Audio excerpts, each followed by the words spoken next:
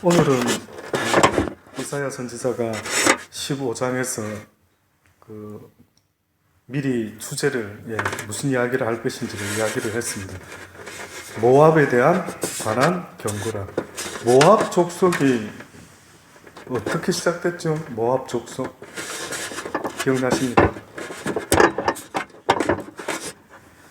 모압의 어미가 아빠가 누굽니까? 롯이, 아브라함의 조카 롯이 겨우 소돔과 고모라 성에서 살다가, 그죠? 겨우 목숨을 부지하고 그 두 딸과 함께, 아내와 함께 소돔과 고모라 성에서 나왔죠. 근데 아내는 길에서 도중에 뒤돌아보지 말아라 라고 경고를 하고 빨리 저 멀리 도망가라 라고 했는데, 굳이 소알이라는 가까운 곳으로 가겠다라고 이야기를 하면서 떠났는데도 불구하고 와이프가, 롯의 아내가 뒤를 돌아봤죠. 그래가지고 두 딸과 함께 살게 됐습니다. 왜 뒤돌아보지 말아 했을까요? 물론 오늘 모압하고는 상관이 없지만은요. 그래도 왜 천사가 뒤를 돌아보면 안 된다, 뒤돌아보지 말고 그저 앞만 향해서 가라 이렇게 명령했죠. 왜 보면 안 됩니까? 궁금하시죠? 소돔과 고모라 성이 어떻게 멸망하지? 어떻게 하늘에서 불이 나? 와, 막 불꽃놀이만 해도 우리는 재밌어서 한번 보고 싶은데, 정말 심판을 받을까? 이런저런 생각을 하지 않을까? 학자들이 여러 가지 이야기하더라고요. 소돔과 고모라 성을 보지 마라 한 의도는 어떻게 보면 하나님의 진노의 심판에 대해서 구원받은 자로서 어떻게 보면은 세상의 그 모든 죄악의 이 어떤 온상에서 속히 떠나가라. 미련을 두지 말고, 어떻게 보면요, 미련 두지 말고, 뭐 보라 안 보라의 개념이 아니라 미련 두지 말고 앞을 바라보고 달려가라 그랬던 것 같아요. 근데 롯의 아내가 과연 이 상황에서 구경을 했을까? 과연 이 상황에, 이 정황에서 지금 천사가 한 말과 뒤돌아보지 말라 했던 것, 여러 이유가 있지 않겠어요? 그렇죠? 아마 어떻게 보면은요, 세상의 것을 연연해 하지 말고 그저 앞만 향해서 달려가라. 그래서 빨리 급히 속히 피하라. 이런 어떤 의도하심이 있었던 것 같아요. 그래서 결국은 앞만 보고 빨리 피난했었어야 되는데, 여러 이유 속에 뒤를 돌아봤을 때 소금 기둥이 되었다라고 했습니다. 자, 이렇게 해서 롯은 아내를 잃었죠. 그래서 이제 두 딸이 어떤 생각을 했습니까? 온 천하에 사람이 다 죽었다. 이제 완전 우리가 아담과 하와 같이 다시 인류의 시작을 해야 되는 역사적 사명을 가지고 있다라고 생각한 것 같아요. 그래서 우리는 도무지 이해되지 않는, 그 어디서 배웠는지, 소돔 고모라 성에서 뭘 배웠는지, 아비에게 술을 먹여가지고 술 취한 아비에게 큰딸이, 둘째 딸이 하룻밤씩 지내죠. 그때 큰딸이 낳은 아들 이름이 모압입니다. 저는 생각하는 게요, 뭔가에 물들은 것 같아요. 그렇죠? 우리라는 이 육이 있는 인의 어리석은 존재들은요, 옛날에는 생각도 상상도 못했던 어떤 풍습, 그런데 세월이 흘러가면서 요즘 시대야 이러는 것들이 뭐 있습니까? 어떻게 보면 매스컴을 통해서 여러 가지 보고 듣는 것들을 통해서요, 많은 젊은이들이, 참 안타까운 거는 지켜야 될 어떠한 것들은 지키지 못하고 어느 정도까지 왔느냐면, 여러분이 아는 것처럼 동성연애까지 온 겁니다. 그래서 지금 호주도 지금 수상도 동성연애에 찬성한다, 투표를 하자, 이런 이야기를 하고 있는 모양입니다. 놀랍지 않습니까? 옛날에 그런 이야기 들었으면 어떻게 취급받았을까요? 미쳤다라고 했겠죠. 저 미쳤구나, 우리 가문에 저런 놈이 태어났다, 창피스럽다. 내쫓아라. 뭐 이랬겠죠. 근데 여러분 보세요. 놀라운 일이 벌어지고 있습니다. 다시 말하면은 비진리가 진리처럼 보이고요. 악이 선한 것처럼 보이고요. 소수라는 이유로 다수가 위협을 받고 있는 이런 어떤 전혀 옛날에는 상상도 못했던 일들, 지금 우리 시대에 그렇게 진행되고 있는 것 같아서 심히 괴롭습니다. 그래서 저도 개인적으로 새 녀석만이라도, 저희 아들, 하나님이 붙여준 이 새 녀석만이라도 저한테 붙여줘서 저가 매일 만나니까요. 옛날에는 그런 생각도 했습니다. 야, 신학교 여기서 교수하는 거 괜찮겠다. 왜? 비자 때문에 뭐 이유 때문에 학교에 매일 오잖아요. 매일 가시죠. 매일은 아니지만 일주일에 2번씩 꼬박꼬박, 그죠? 출석해서 출석 부르고. 야, 나한테 붙여준 이 귀한 신학생들 뭐 일주일에 몇 번은 꼭 필수적으로 만난다. 붙여줬대요, 하나님이. 그런데 자식이라는 존재들은 보니까요, 매일 만나지 않습니까? 매일. 완전히 붙여주신 거예요. 그래서 어떻게 보면 이 세 아들만이라 하더라도 무엇이 잘못되고 무엇이 옳은 것만 말해줘도 어떻게 보면은 성공했대. 오늘 저희 둘째 민재가 들어와가지고 우리 정재 보고 이 녀석아 형이 왔는데 배꼽 인사해. 뚱딴지가 진짜 그랬습니다. 아침에 아파가지고 학교 갔다가 다시 왔어요. 그러니까 침대에 비스듬히 이렇게 좀 몸의 컨디션이 안 좋아서 누워있는 동생을 보고 태도가 안 좋아 보였는지 일어나서 왜 배꼽 인사 안 하냐고 막 까봅니다.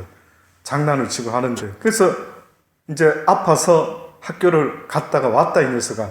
동생 건드리지 말아라. 이제 했더니만은 하는 말이, 하나님, 뭐 성경을 바이블을 안 읽어서 네가 아이패드만 가서 쓸데없는 것만 했지. 그러니까 몸이 아픈 거야. 성경을 읽었어야 되는데 뭐 이러면서 지 동생한테 막 분개를 하는 겁니다. 예, 듣고 웃음이 나더라고요. 웃음이.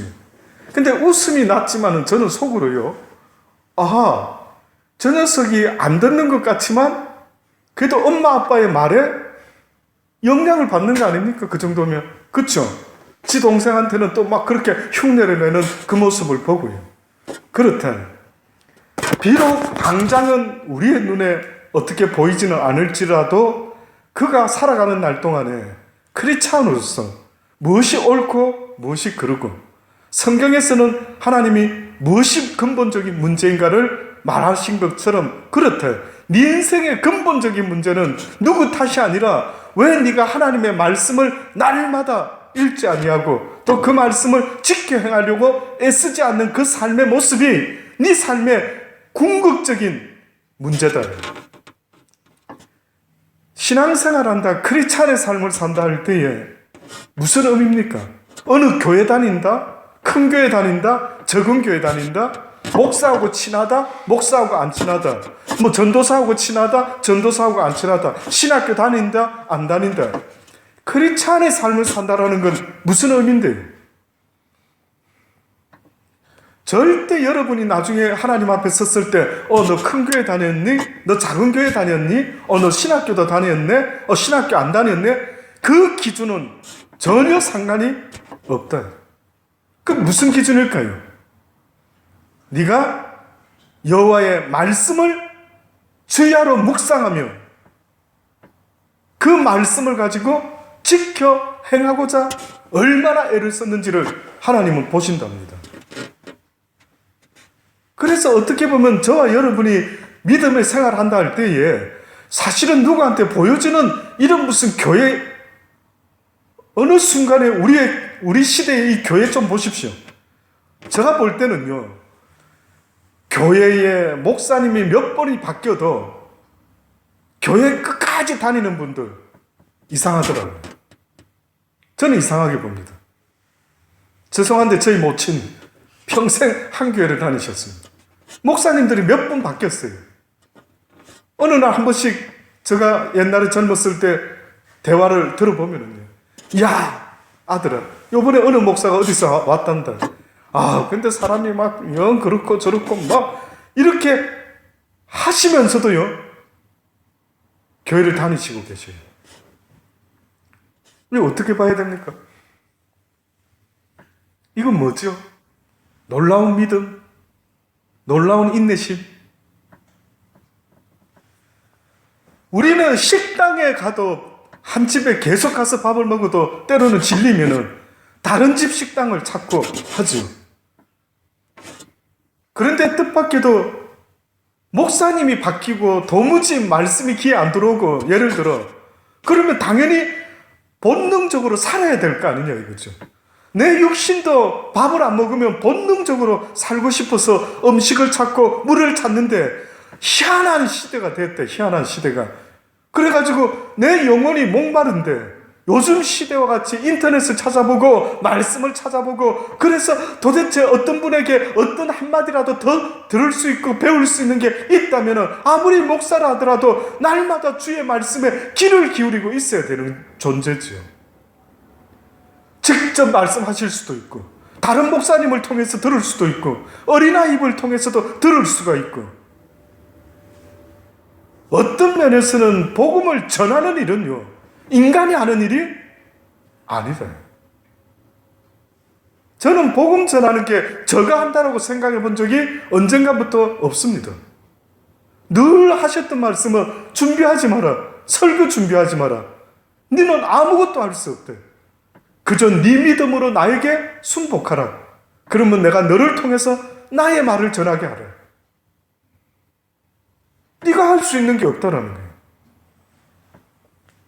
네가 전하는 거는 힘이 없고, 네 간증은 복음이 아니기 때문에 그것도 입을 다물으라. 오직 내가 친히 너를 통해서 나의 뜻을 나타낼 것이요, 내 영광을 내가 취할 것이다. 너희들은 그럴 수 있는 존재가 아니다. 그래서 저는 생각할 때 어떤 목사님이 뭐 대단한 설교를 했다 했을 때 저는 그 목사님이 대단하다고 보지 않습니다. 왜 그렇게 사람을 어느 순간부터 높이는지. 뭐 얼마 전에 노예 모임 때에 총신대에 아주 유명한 교수님이 노예에서 세미나 했습니다. 칼빈에 대한. 그래서 본인이 한국의 기독교 교회 갱신회에서 목사님들 모셔놓고 하신 그 자료가 가지고 요번에 하겠다고 하면서 그분이 시작을 했어요. 칼빈에 대한. 근데 저는 개인적으로요, 다 듣고 나서 참 뭐 교수로서 학자로서 뭐 아주 잘 조사를 해서 칼빈이라는 사람이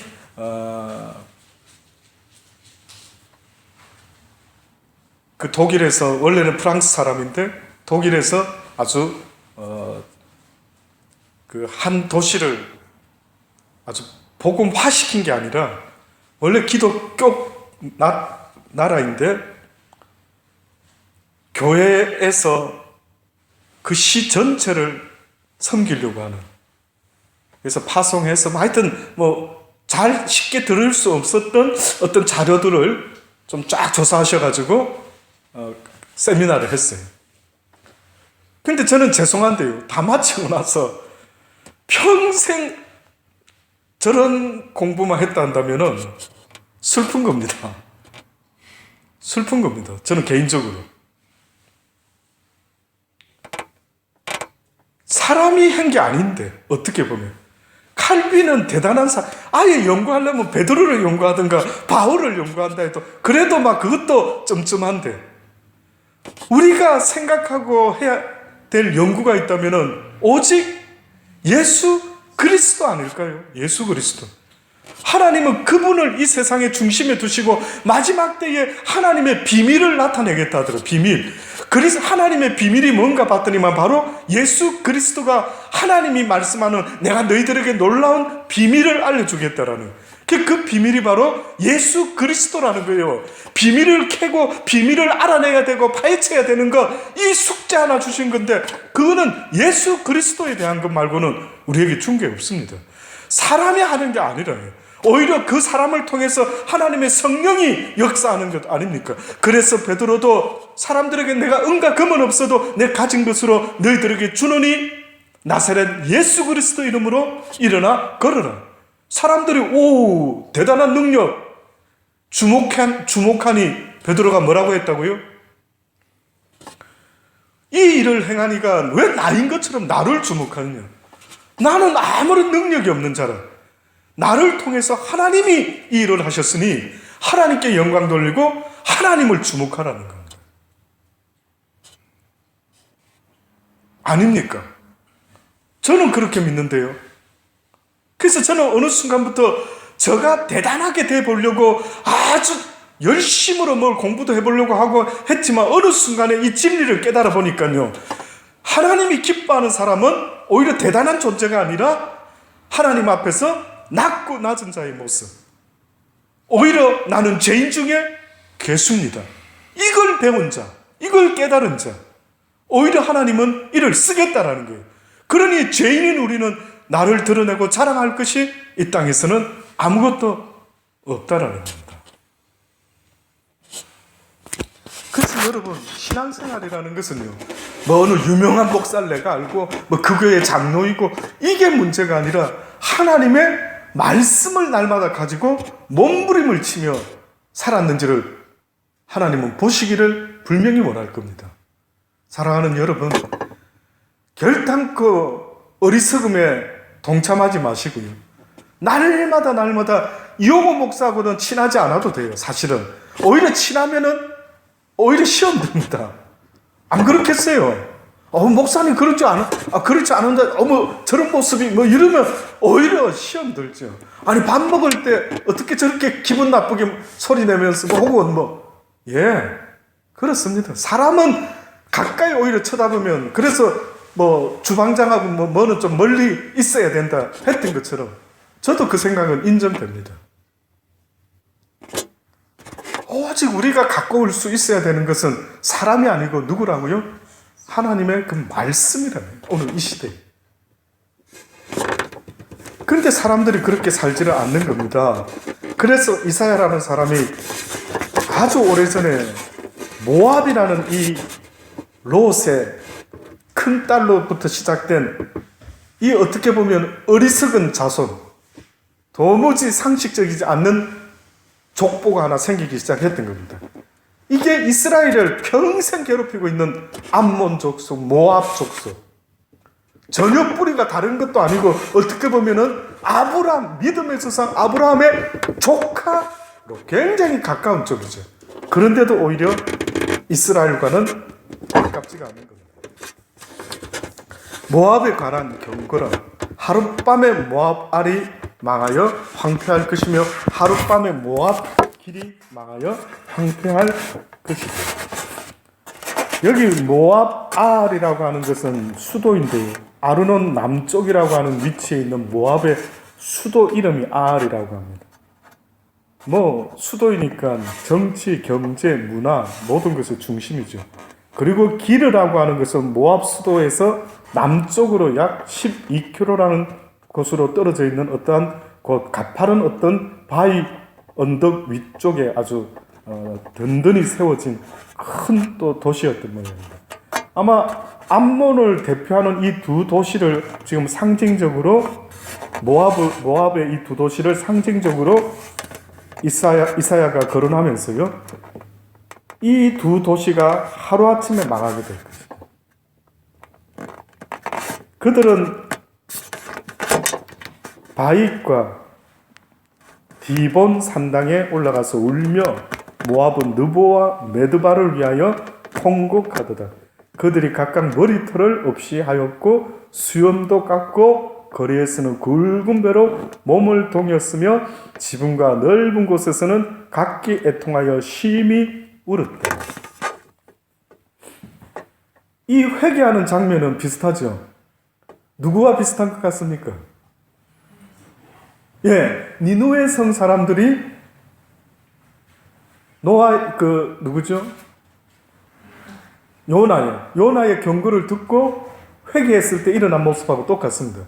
그런데 안타까운 사실은 그들은 하나님 앞에서 회개를 했고 이들은 자신들이 섬기는 신 앞에서 회개를 하고 앉아 있었던 겁니다. 어떻게 이렇게 아브라함의 조카 롯의 후손이요, 하나님은 깡그리 저먹고 그들이 우상을 숭배하며 살았던 것입니다. 헤스본과 엘르알레는 부르짖으며 그 소리는 야하스까지 들리니 그러므로 모압의 전사가 크게 부르짖으며 그 혼이 속에서 떨도다. 내 마음이 모압을 위하여 부르짖는도다. 하나님의 마음이 안타까이 그들을 징계할 수밖에 없지만 그러나 그들의 영혼을 긍휼히 여기시는 하나님의 마음을 이야기합니다. 이게 하나님 마음입니다. 어떻게 보면 오늘 결론적으로요, 하나님은 징계를 기뻐하는 하나님이 아니라 무엇을 기뻐한다고요? 구원을 기뻐하시죠. 징계를 통해서 한 영혼이라도 구원을 받게 할 수만 있다면 하나님은 그 징계를 쓰시겠다라는 겁니다. 도무지 어떤 인간이 말을 안 들어요. 도무지 자식 중에 누가 말을 너무 안 들어요. 그럼 부모들 입장에서는 어떻게 합니까? 매를 들죠. 매를. 마찬가지로 하나님이 하시는 말씀도 도무지 저 백성들이 정신을 못 차린다 싶을 때 징계를 하시는데, 하나님의 목적은 징계가 아니고 빨리 자기의 잘못된 것을 돌아보고 하나님께 나와 하나님을 찾고 구하고 도와 주옵소서라고 이렇게 빨리 부르짖으라는 거죠. 이걸 안 한다라는 겁니다. 간단한 이야기입니다. 무슨 대단한 신학적인 어떤 걸 깨달아라는 게 아니고, 어떻게 보면 하나님은 가장 간단하게 말씀하는데 자신들의 잘못된 삶을 깨닫고 하나님 도와주세요, 구원해 주세요.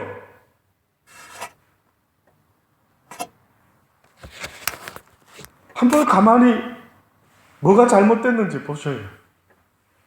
살면서 많이는 살아보지는 않았다 할지라도요, 살면서 이거 뭐 잘못됐는데 그거 혹시 느끼시는 게 뭐 있습니까?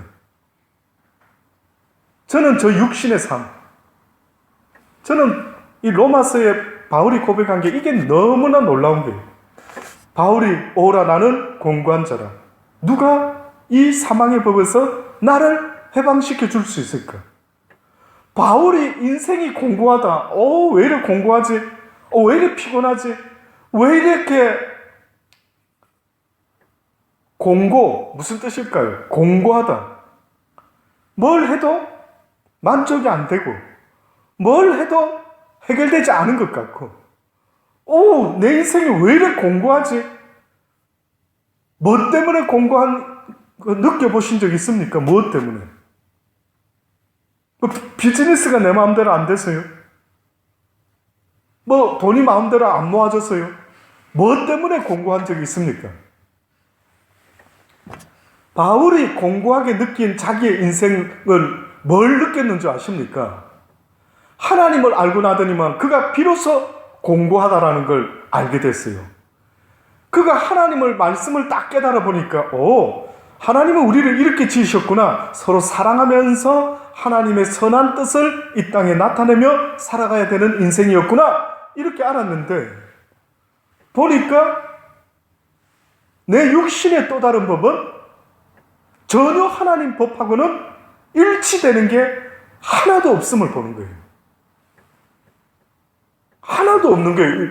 일치되는 거. 여기 있는 인간은 다 똑같은 거예요. 보니까.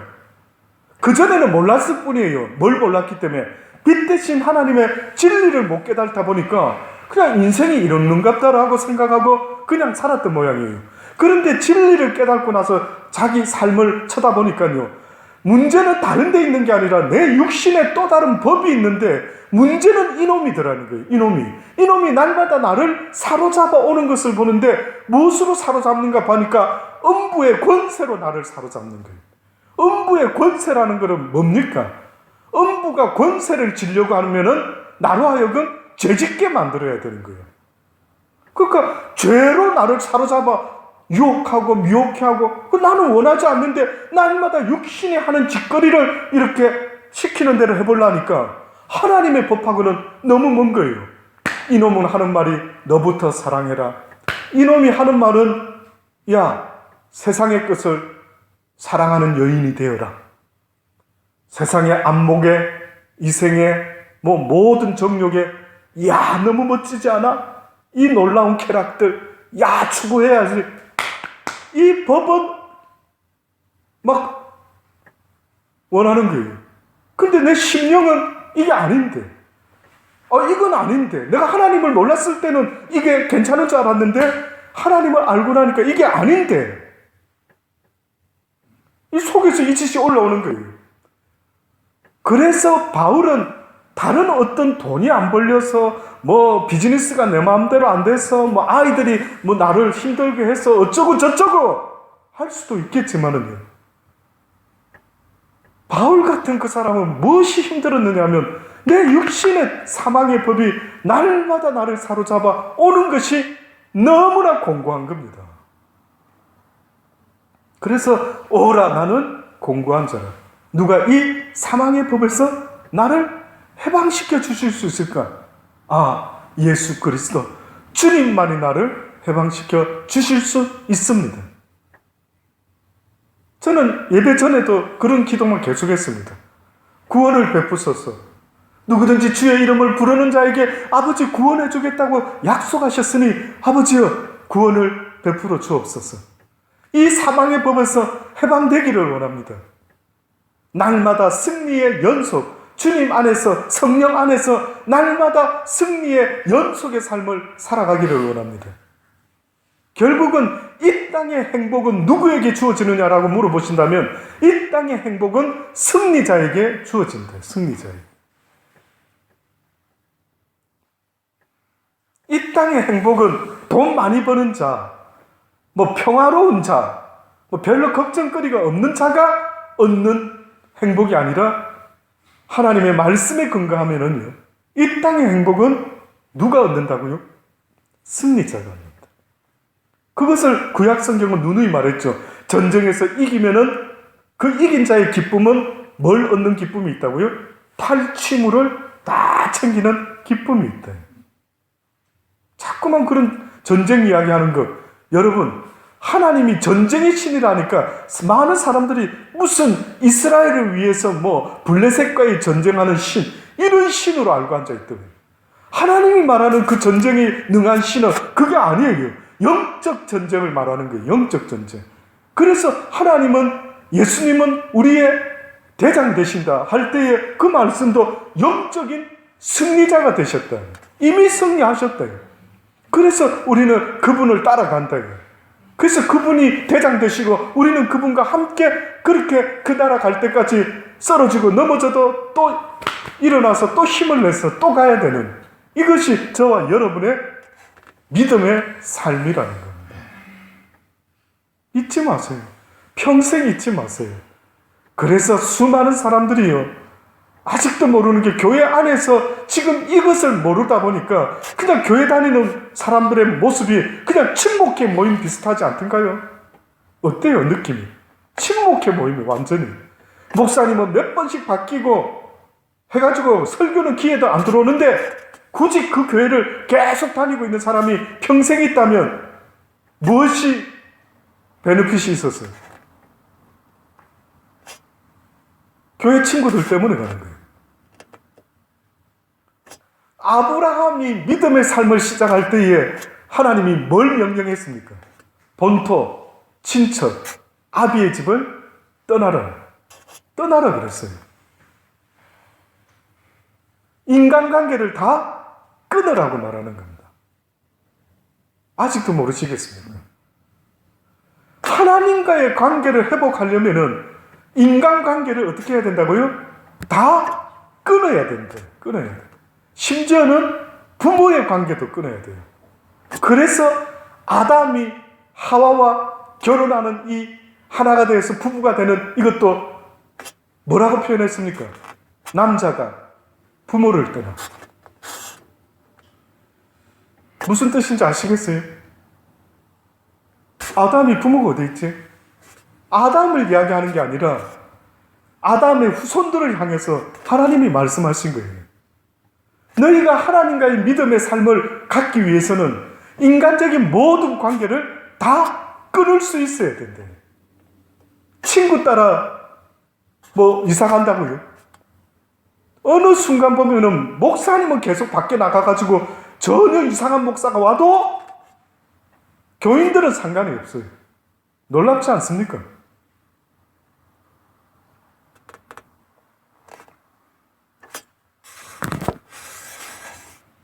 인간의 관계가 끊어지지 않으면 하나님과의 관계는 회복되기가 힘이 어렵습니다. 오죽했으면 아브라함이 하나님으로부터 관계가 회복되고 나니까요, 어떤 인간관계가 다 무시됐는지 아십니까? 어느 날 하나님이 아브라함에게 이삭을 바치라는 거예요. 이삭을. 그렇죠? 그러면은 집사님 만약에 하나님이 야 너의 아들 하은이를 내게 바쳐라. 어디 기도원에 두고 앞으로 한 20년 후 동안 찾지도 말거라. 그래서 내가 내 종으로 키우리라. 뭐 예를 들어 이런 참 말하기 어려운 일이 벌어졌다. 어떻게 하겠습니까? 그 다음 액션. 예. 아멘 하고 할 수 있는 분도 있겠지만은 상식적으로 인간관계 속에서 가장 중요한 집사님한테 은은하지 않겠어요? 그쵸? 자, 은은했습니다. 근데 집사님이 딱 들어보니까 이거 잠꼬된 거라. 느낌이. 아니 그 말 하면 아멘 되겠어요? 본인은 들었으니까 아멘 할는지 몰라도 혹시 집사님 상상을 해보세요. 내가 안 들었는데 뭐 당신이 들어? 육적인 당신이 어떻게 들을 수 있어? 뭐 이렇게 하면서 한바탕 벌어지겠죠. 영적인 내가 그런 소리 못 들어. 아버지 그럼 나한테 직접 저 사람한테 하지 말고 해주세요. 이렇게도 될 수가 있겠죠. 근데 하필이면 나한테는 말씀 안 하고 갑자기 남편에게 아들을 바쳐라. 그러면은 보통 사람은 인간관계 때문에, 아내와 남편의 관계 때문에 하나님과의 관계도 있지만은 대번에 하는 짓이 뭐냐? 여보, 하나님이 우리 애를 모리아산에 바치라고. 저는 그 장면이 너무 이해가 안 되는 거예요. 아브라함이 보니까요, 사라한테 이야기도 안 하고 어떻게 했습니까? 일찍 짐을 챙겨가지고 데리고 모리아산으로 가서 그냥 주저없이 하나님의 명령에 막 망설임도 없이. 다르죠? 롯의 아내는 뭐 어떻게 했다고요? 가라 하면 그냥 망설이지 말고 가야 되는데 뒤돌아봤다는. 근데 아브라함이 바뀐 거예요. 그 전에 떠나라 할 때는 조카도 챙기고 뭐 가축도 챙기고 다 챙겨가지고 떠나가지고 완전 흉년으로 다 없어졌죠. 근데 세월이 흘러가면서 그의 믿음이 바뀐 거예요. 저는 깨닫기는 하나님의 은혜로 주신 믿음을 통하여 그가 본토 친척 아비 집을 떠나긴 했지만 온전한 그의 믿음이 아니었던 것 같아요. 그래서 왠지 예수님이 믿어지는 이 믿음도 은혜다, 은혜. 수많은 사람들 중에 어머 내가 왜 하필이면 예수 믿었지 그때? 그냥 안 믿어도 되는데 은혜다, 은혜. 그 다음부터는 믿음으로 말미암아 믿음에 이른다라고 했을 때 결국은 그 은혜의 믿음을 통해 하나님이 요구하고 계시는 것은 이제는 하나님의 말씀의 지식을 깨달아 너의 믿음이 장성한 분량에 이르기까지 자라가라는 거 아닙니까? 하도 못 믿으니까 성경은 언더스탠이 아니라 믿어져야 시작이 되는데 공부가 바이블 스타디는 믿어져야 되는데 스타트가 불신 가운데 가만히 있어요. 이거 하나님이 정말 살아계신 분, 뭐 진짜 천지를 창조한 분 맞아 안 맞아? 이렇게는 성경을 공부할 수가 없게끔 되어 있단 말이에요. 그러니까 하나님이 은혜 베푼 첫 번째 증거는 믿어진다 이거라. 잘은 모르겠는데 그냥 믿어지는 거예요. 그래서 그분이 어떤 분이지? 궁금한데 이렇게 알아가는 거예요. 그래서 그 지식이 쌓일 때 우리의 믿음의 분량이 이렇게 차곡차곡 쌓여져서 나중에는 네 믿은 대로 될지어다. 근데 아브라함이 놀랍게 바뀌었더라니까요.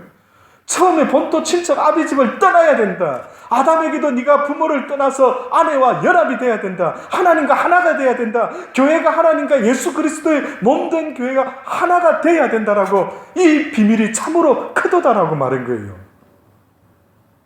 근데 사람들은 지금도 모르는 거예요. 육에서 태어나다 보니 전부 다가 내 삶의 관계되는 것이 다 인간관계가 아주 100%, 99.9%인 거예요. 그 관계 때문에 힘들어하고, 그 관계 때문에 열받고, 그 관계 때문에 출세하고, 그 관계 때문에 전부가 그러고 있는 거예요. 그때 어느 날 세상의 아브라함은 아내한테도 언언하지도 않고 그 관계를 깨버린 거예요. 뭐 그렇다고 아무것도 언언도 하지 말고 마음대로 해라, 뭐 또 그렇게 또 이해를 하시지 말기를 바랍니다. 영적인 것에, 영적인 어떤 부분에 있어서는 언언할 문제가 아닌 거예요.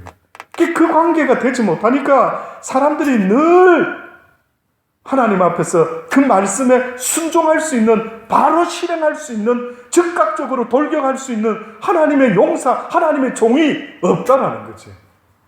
내가 그냥 이성으로, 상식으로 계속 머리를 굴리고 있으니 도대체 그 한 사람이 어디 있느냐. 내 말을 듣고 그냥 죽으면 죽으리라라고 순종할 수 있는 그 한 사람이 어디 있느냐는 거예요. 결국 모압이라는 이 나라는 이렇게 하나님 앞에서 때로는 쓰임을 받을 수도 있었지만은, 그러나 결국은 그들이 하루아침에 망하게 될 것은 경고하고 있습니다. 그러나 하나님은 그래도 망하는 게 아버지의 뜻이 아니고 뭐라고요? 구원이 있다. 구원입니다. 여러분, 누구 미워하지 마세요.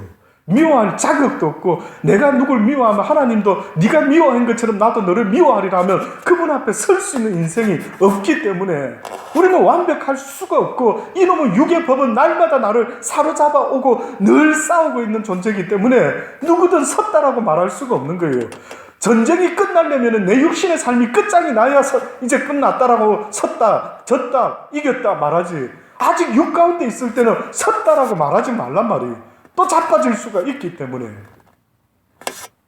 그러니 그 누구도 미워하지 말고, 누구라도 하나님이 원하는 뜻은 구원이다. 한 영혼의 구원이다. 꼭 잊지 마시고요. 모압의 이 멸망을 경고는 했지만, 그러나 5절에 내 마음이 모압을 위하여 부르짖는도다.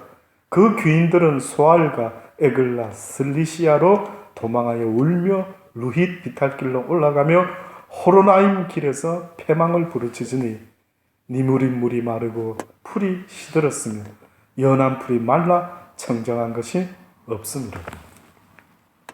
이런 상태가 되고 말았다. 안타까이 하나님께서는요, 그들을 향해서 어떻게 보면 예수님이 중보기도 하고 있으며 말씀을 주고 있습니다. 우리 아버지 마음은 이렇습니다. 모세가 잘한 것 하나 있다 했죠. 바로 주님의 마음을 가지고 이스라엘을 다 없애겠다 했을 때 살려달라고, 용서해달라고, 구원해달라고. 그 중보는 하나님이 기뻐하는 중보이지만 그 어떤 다른 중보는 결단코 하나님이 기뻐하지 않을 수도 있다는 사실을 잊지 마시고, 하나님의 마음으로 중보의 기도를 할 수 있는 저와 여러분 되기를 주의 이름으로 기도하시겠습니다. 하나님, 그렇습니다. 하나님은 결단코 인간의 패망이 아니라 한 영혼이라도 하나님께 돌아오기를, 지금도 우리를 통하여 그 일을 하기를 원하시는 줄 믿습니다. 아버지, 사는 날 동안에 덧없이 살다가 나중에 힘이 없어 아무것도 못한다라는 때가 오기 전에, 지금 힘이 있을 때, 지금 나에게 붙여준 사람들, 지금 내가 만나고 있는 사람들, 내 자식부터 시작해서 아내와 남편에게 하나님의 선한 도구가 될 수 있는 우리의 삶이 되게 도와 주옵소서. 아직도 하나님의 뜻을 잘 모르고 살아가는 많은 사람이 있는 줄 압니다. 이 시드니 땅을 기억하여 주시고 우리를 이곳에 심으시고 이곳에서 만나게 하셨으니 많은 숫자는 아닐지라도 우리를 통하여 하나님의 선한 뜻이 이루어지기를 원합니다. 그 한 사람 찾고 구하시는 줄 믿습니다. 우리가 그 한 사람이 되어 우리를 통하여 아버지의 놀라운 역사가 일어날 수 있게 되기를 간절히 소원합니다. 주신 말씀 붙잡고 아버지 기도할 때에 기름 부음이 있게 도와 주옵소서. 예수님의 이름으로 기도합니다. 아멘. 주신 말씀 붙잡고 기도하시다가 자유롭게 돌아가시겠습니다.